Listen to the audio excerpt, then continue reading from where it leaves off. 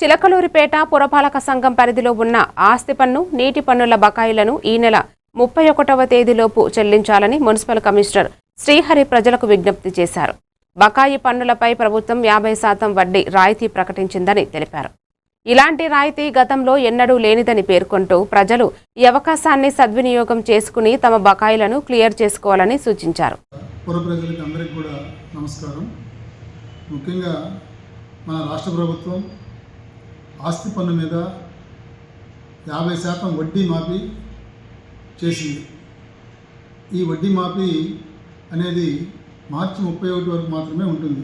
కాబట్టి చిలకలూరిపేట ప్రజలందరూ కూడా దీన్ని గమనించి మీరు కట్టవలసినటువంటి ఏదైతే ఆస్తి పన్ను ఉందో అది మొత్తం ఒక్కసారిగా పే చేసినట్లయితే మీరు కట్టవలసినటువంటి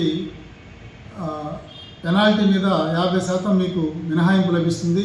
అదేవిధంగా ఆస్తి పన్నుతో పాటు వాటర్ ట్యాక్సు, ట్రేడ్ లైసెన్స్ ఫీజులు, అదేవిధంగా ఎంక్రోచ్మెంట్ ఫీజులు ఇవన్నీ కూడా పురపాలక సంఘానికి 31వ తారీఖు లోపల మీరు చెల్లించి తగిన రసీదులు పొందాలని రిక్వెస్ట్ చేస్తున్నాను.